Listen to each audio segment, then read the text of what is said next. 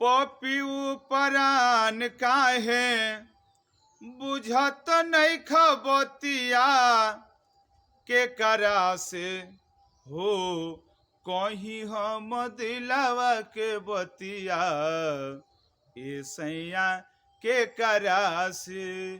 पपियू परान काहे बुझत नहीं खबतिया के करा से हो कहीं हम दिलावा के बतिया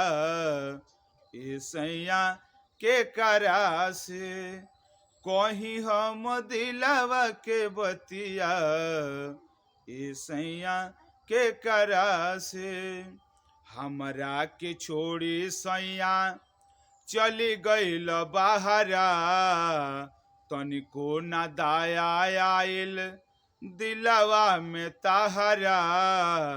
हमरा के छोड़ी सैया चली गईल बाहरा तनिको ना दाया आइल दिलवा में ताहरा बुझलो न दर्द काहे बुझलो न दर्द काहे भइल कब मोतिया के करा से हो कहीं हम दिलावा के बतिया ए सैया के करा से कहीं हम दिलावा के बतिया ए सैया के करा से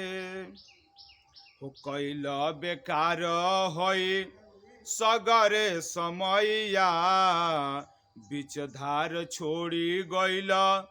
जिंदगी के नैया कैल बेकार होई सगरे समैया बीच धार छोड़ी गईल जिंदगी के नैया अचके में कैल काहे अचके में कैल काहे हमारा से घतिया के करा से हो कहीं हम दिलावा के बतिया ए सैया के करा से कहीं हम दिलावा के बतिया ए सैया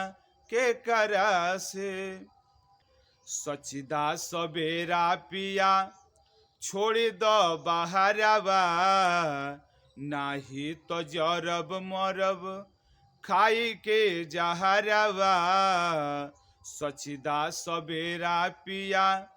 छोड़ दो बाहरवा नाही तो जरब मरब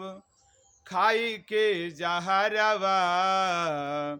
अब नाही सहब बहुती अब नाही सहब बहुती सहनी दूर गतिया के करा से हो कहीं हम दिलवा के बतिया ए सैया के करा से कहीं हम दिलवा के बतिया ए सैया के करा से पपियू परान काहे बुझत नहीं खबतिया के करा से हो कहीं हम दिलावा के बतिया ए सैया के करा से कहीं हम दिलावा के बतिया ए सैया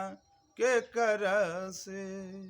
नमस्कार, हमार गीत आप सबके अच्छा लागल हो तो अधिक से अधिक लाइक सब्सक्राइब शेयर करब, कमेंट में भी जरूर बताएं कि कैसा लागल हो, ताकि ये तरह के गीत कविता के माध्यम से हम आप सबके सेवा करत रही। नमस्कार।